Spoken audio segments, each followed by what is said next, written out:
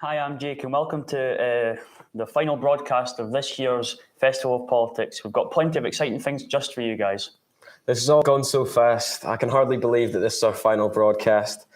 But up first today, I had a chat with Professor Nicola McEwen about devolution and the future of the Union in these turbulent times.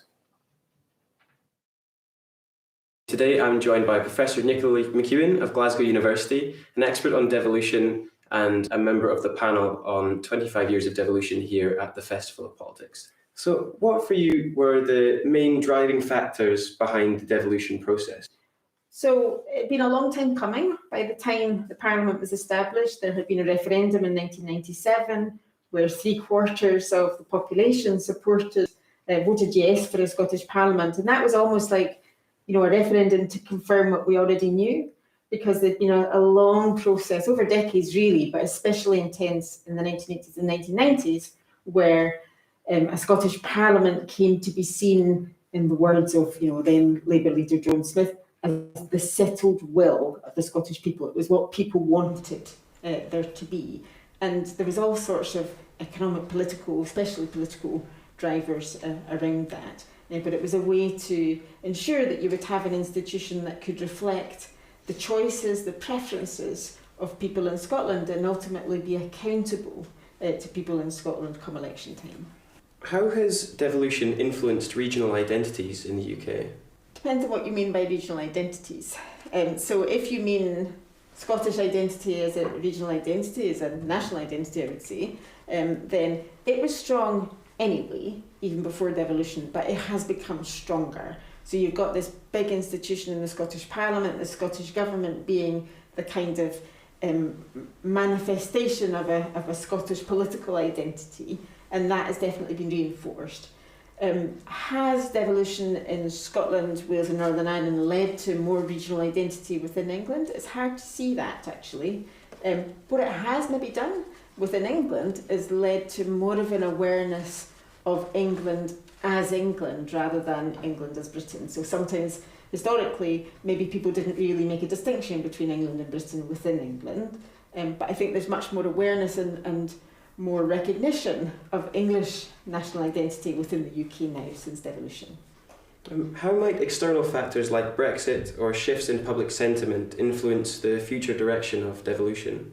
So I think Brexit and the Brexit process has been absolutely critical to devolution. In some ways, we can say that it's fundamentally changed devolution and tested devolution, both because of all of the politics surrounding Brexit and the differences in preferences among the governments north and south of the border, but also among the populations north and south of the border. So there's that politics.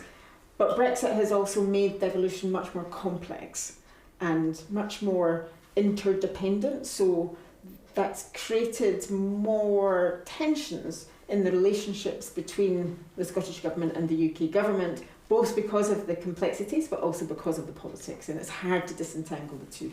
So, in line with the big theme of this year's festival, where do we go from here in regard to devolution in the UK? I don't know. And in the panel, we were asked to look ahead to the next 25 years and the crystal ball to say whether we thought the UK would still survive. I refused to look, and I'm hopeless at making predictions about what's going to happen next week, never mind in the next 25 years.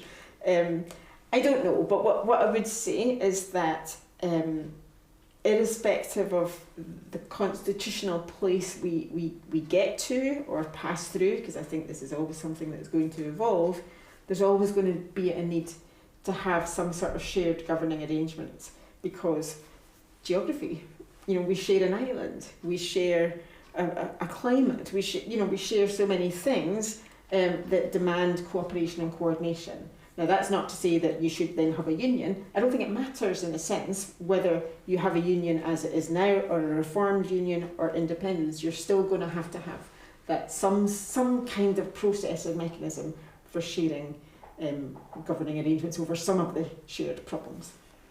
Brilliant. Thank you very much for joining us here today. You're welcome. Thank you for that, Keir. I think it's really interesting to think about that, seeing as we're in the Parliament right now. Yesterday, Ciara and I got to interview Jim Wannell, former Head of Education at Bord na Gaelic, about Section 28 and LGBTI education in schools today. As Gaelic speakers ourselves, it was a great opportunity to have our first interview in Gaelic. And you, Hashin Colliery, Jim Wannell von panel 35 years since Section 28, Moran Tying is son of Yanan.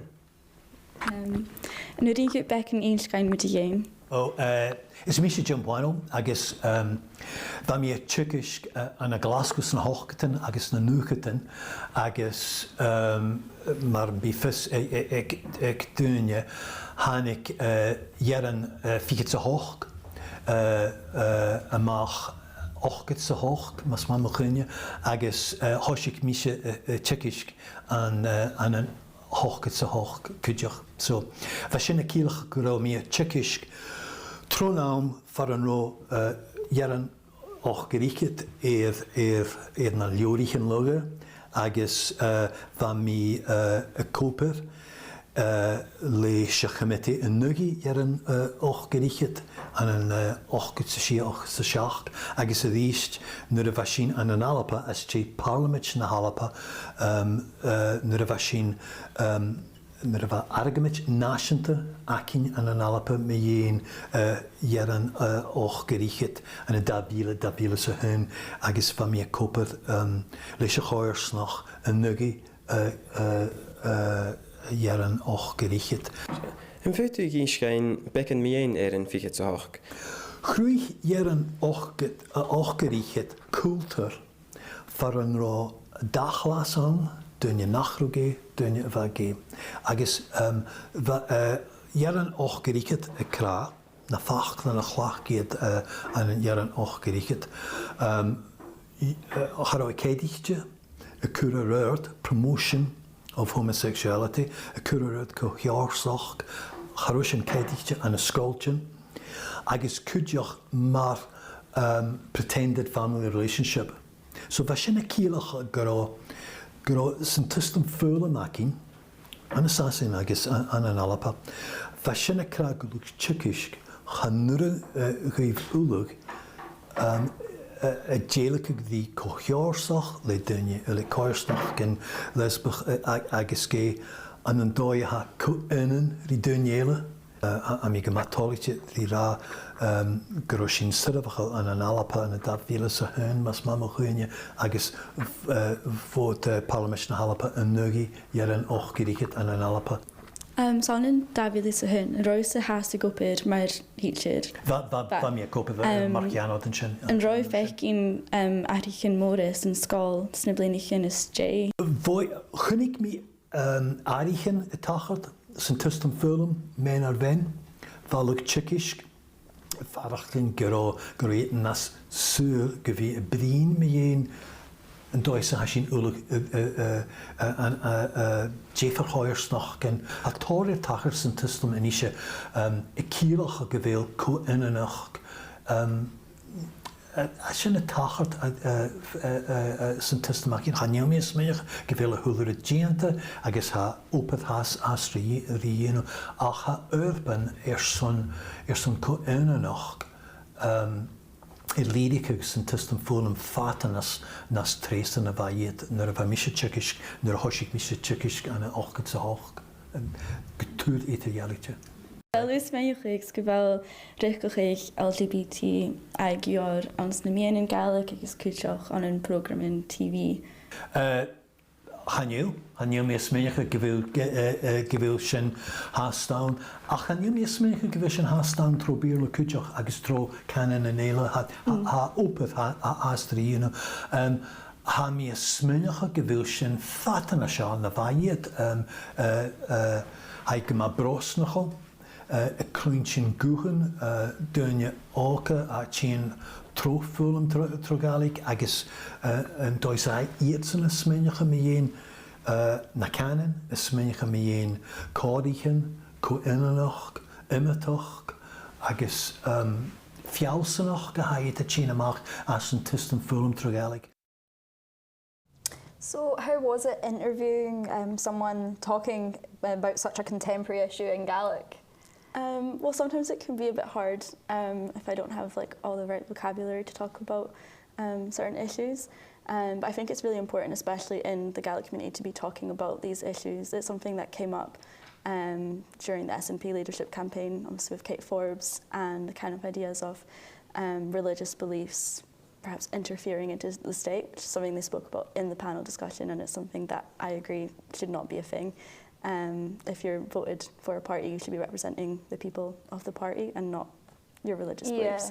I think it was a great thing to hear from the people in the panel, and I really enjoyed it. Yeah, because obviously there's like the traditional aspect. A lot of people, it's up north in the Highlands that speak Gaelic a lot more. And they can have definitely on some of the islands, there's maybe quite strong religious beliefs. But it's always keeping that separate from the politics. Yeah, I would agree with that. Yeah, there's been a lot of controversial politicians over the last few years. We've seen more recently. But here now is the second part of my interview with Michael Portillo. Obviously, you've had an extensive career in both politics and media. Do you think that politicians are doing enough to engage with younger people?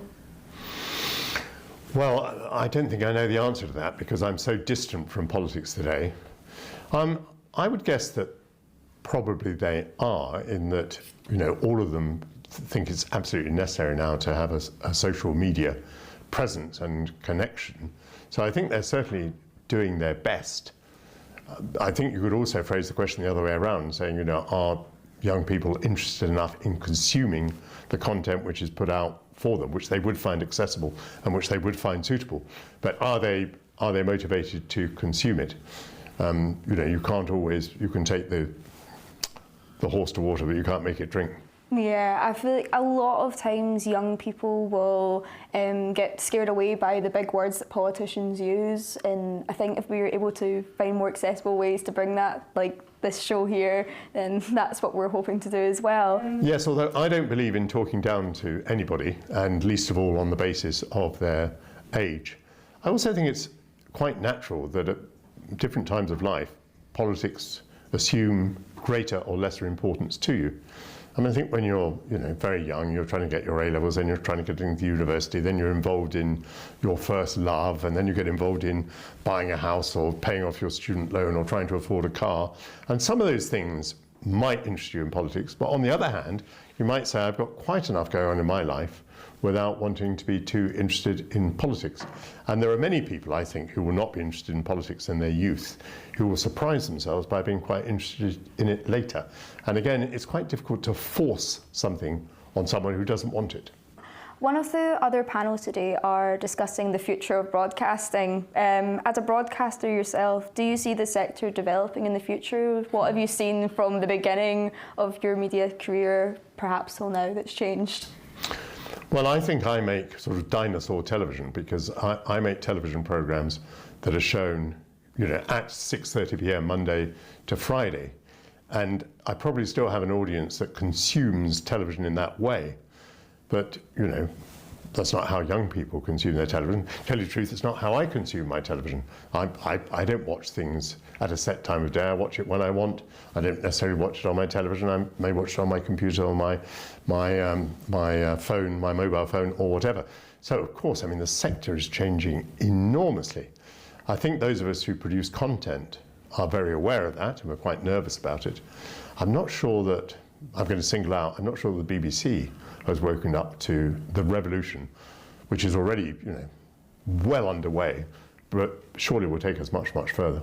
Yeah. And finally, in your book, Portillo's Hidden History of Britain, you explore the lesser-known stories of Britain's past. Could you share a story from your research that you find particularly fascinating? About Britain? Yes.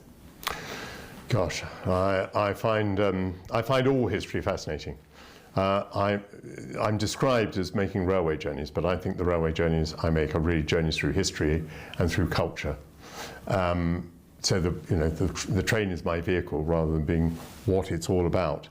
So I find everything fascinating. If I'm traveling on the continent of Europe, I want to know how a country became independent, how it escaped from communism. If I'm in the United States, I want to know about the Declaration of Independence. I want to know about the ending of slavery. I want to know about the civil rights movement.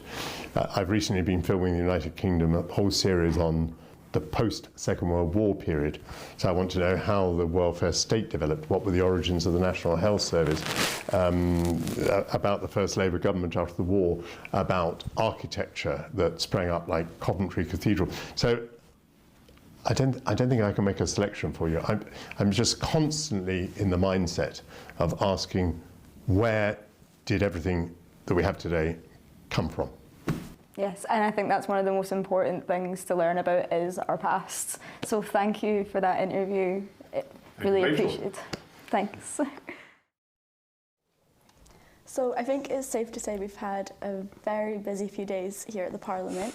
At the Festival of Politics, they've discussed a range of issues. What do you think have been the most important issues that have been brought up and why?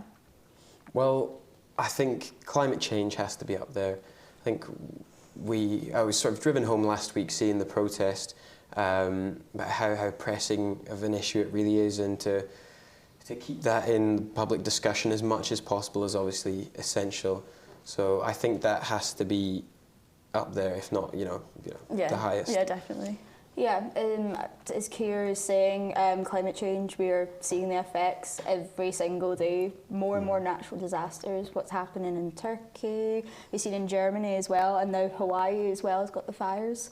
So I think that we need to keep the conversation going, and it was great. I actually got to sit down in the COP28 talk. That was a really interesting panel that I thoroughly enjoyed, and I felt it really hones in the fact that we need to do more as individual people, but it's not just us. We need to target the big corporations and then make the government listen as well, because we can't do it all by ourselves. As young people, we need to make policies, and we need to stop Rosebank and other oil and gas legislations. Yeah, definitely. So something we've all kind of noticed, I think, at some of the panels is the lack of young people that have been in the audience. A lot of the issues that have been at the Festival of Politics are something that affects young people a lot, including climate change and the cost of living crisis. Why do you think young people are maybe not here in the numbers that we would expect to see?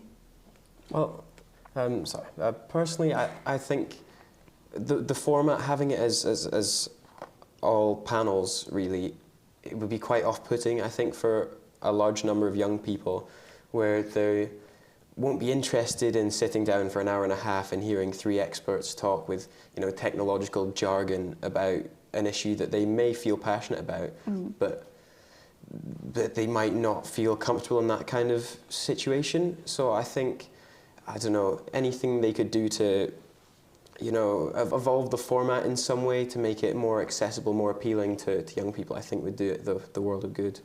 Yeah, definitely. Rachel, what do you think about? Well, I think it's all about outreach. I think they aren't using the resources that we have, like social media, we're just not seeing enough output of letting people know what's actually happening. Because I think if we told them about all these interesting conversations that were being had with like-minded people, I think people would be interested, because there's ways to inform, universities, get the unions, let people know. And I think the more we do that, the more people will see and the better turnout we'll have.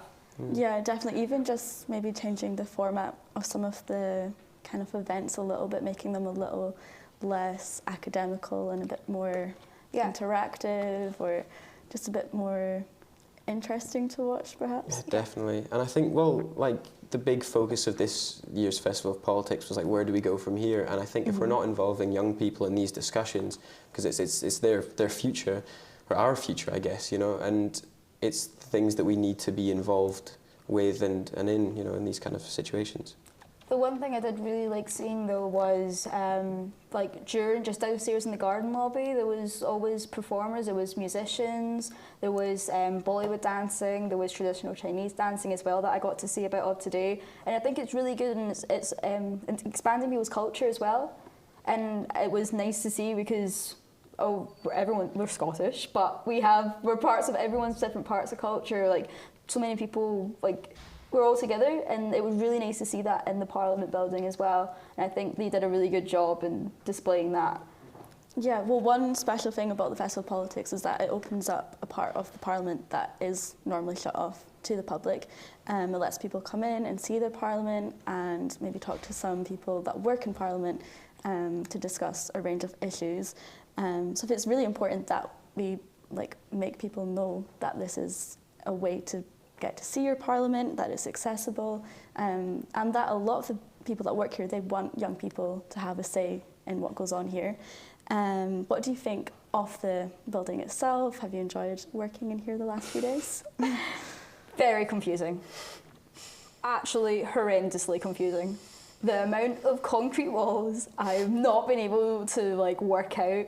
I had the worst horror incident of I had to take someone for an interview, and I just did not know how to get to the interview room. So I was taking her down all these hallways and stairs and everything, and I could tell she was getting a bit I've got places to be, and I was just oh, I think it's this way. It was not this way. Jake found me, we got there, but it was actually just if they had a sign, that would be nice. Yeah, for sure. Yeah, it's the same for me. I ended up accidentally walking into a part of the building where all the journalists and all the media, the broadcasters were, and I had no idea how it got there. But the place is just a labyrinth. But I guess it feels quite special to be here, to be working here, and I've enjoyed that a lot. But I'm using that as a preface because I hate the building. I absolutely despise it. But at least when you're on the inside, you don't have to look at it from the outside, which is always a bonus. Yeah. So I know, Ciara, that for both you and I, it's been our first time interviewing people, and obviously quite kind of intimidating people, I suppose, to have for your first interview. And Rachel, I know that you have a bit more experience. You did COP last year? Year before that, but yeah. The year before that. How did you find kind of the process of the interviews, editing, and maybe some of the camera work as well? Yeah, it was definitely a daunting task, I think, especially to approach people. But everyone was so willing to engage with us and really kind and patient. And I think by the end of the first day, my fears of being just sort of laughed at or rejected by any of the panelists, were completely gone. But then the technological side of it, the editing, the filming, operating cameras, I'm still difficult, but learned a lot more than I guess I was expecting, and I just, tried to throw myself at it. And Rachel? I guess obviously I've had more experience doing it, but I was very nervous for coming back because I was it's a whole new group of people, what's it going to be like? But as you said, by the end of the first day, everyone was so supportive of each other, and it was although I've done this, it was relearning kind of everything because I'd forgotten it over time, and then it was just nice to get back into the flow of everything. And I think the team has all worked well. We've all been able being outside of the apartments and everything, whenever we're just together, it's been very cooperative, and we've made sure everyone. It's been a really nice experience. Yeah, emotional. I definitely agree. So Rachel, you went to a panel today that you really enjoyed. Would you like to tell us a bit about that? Yeah, it was a very thought-provoking panel about migration, and especially with what's been going on recently with the UK government and the Rwanda plan and stuff. So here is a little bit more now about that. Hi, I'm Rachel, and I'm joined by Andy Searle, who is one of the panellists on navigating migration. So could you maybe tell people at home a bit about yourself and the work you do with Just Right Scotland? Yeah. Yeah, sure. So my name's Andy Searle. I am a human rights lawyer. I've been a human rights lawyer now for about 13 years or so. In a previous life, I worked at the European Court of Human Rights. I've been working in Scotland now, predominantly in the area of migration, for about 10 years. I'm the legal director and one of the founders of my organisation. We're a law centre based in Glasgow. We work with people all over Scotland, and our broader work, our policy and influencing work is obviously UK-wide. We work with refugees and migrants, as one of our groups. I specifically work with refugee and migrant children. We also operate something called the Women's Rights Centre, which works with women affected by domestic abuse. We have a team that specialises in anti-trafficking and exploitation, so individuals that are being trafficked, exploited in Scotland. And we also have a fourth team that work in human rights and equality, so bringing what we would call public interest litigation to try and change areas of the law to benefit people who are marginalised. Thank you. I think a big part of the panel was talking about human rights and how a lot of the times these people that are travelling are left vulnerable to being violated. So I was wondering, in what ways has the UK government restricted safe and legal access to the UK? So the UK government has done a lot to restrict access to the UK. So in the 2010s, we had various schemes that were set up by the government in response to crises across the world. So we had a scheme, for example, to relocate Syrians here. We had schemes to relocate unaccompanied children here, so sort of plucking them from camps across Europe, bringing them into the UK, meaning they don't need to make dangerous journeys across the Channel, for example, or across the Mediterranean. And there were a good few of these schemes. We also had a really important scheme called the Dublin Regulation, which was part of the European Union. And that allowed families to basically enter the UK or leave the UK to go somewhere else and have their asylum claims considered. And the government closed all of them down, which is why in 2020, I think, the number of people crossing on small boats increased. It was a consequence of our own action. And so now we're in a situation where you cannot enter the UK legally to claim asylum. And if you enter illegally, which is the only way, they will not let you claim asylum.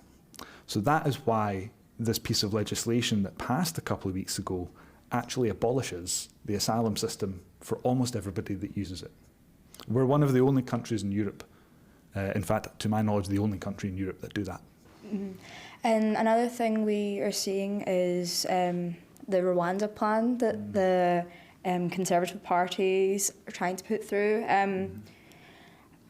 Do you think that these ideologies it's violating basic human rights? And I was wondering if you'd be able to expand a bit more on what the plan is and the effects it has. Yeah. So the Rwanda plan is the Home Office saying to asylum seekers, if you've come here legally, and remember, that's the only way to come, then we will just fly you to Rwanda. Rwanda will decide your asylum claim. And if you're granted asylum, you'll just stay in Rwanda. Now, that is a fairly unusual tactic. To my knowledge and understanding, it's only ever been used by Israel for a very small period of time with Rwanda, and that failed because Rwanda was removing people to almost certain death in countries like Iran and Afghanistan.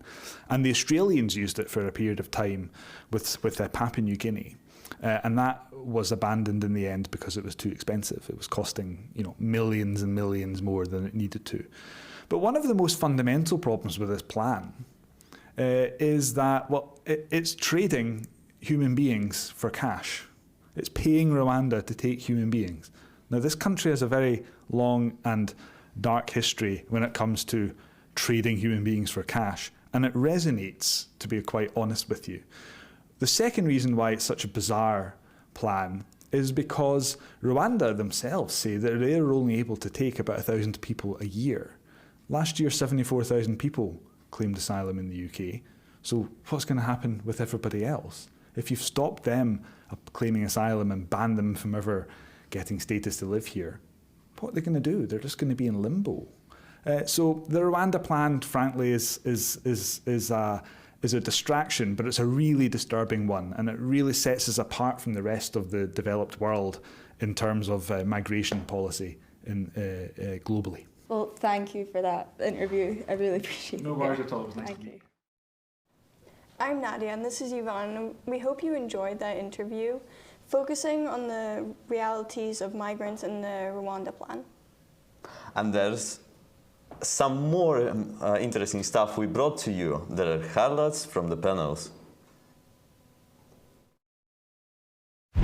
So I'm Claire Adamson, I'm the MSP for Motherwell and Wishaw, and I'm convener of the Constitution Europe External Affairs and Culture Committee in the Parliament. Hi, I'm Moira Jeffrey. I am director of a small organisation called the Scottish Contemporary Art Network.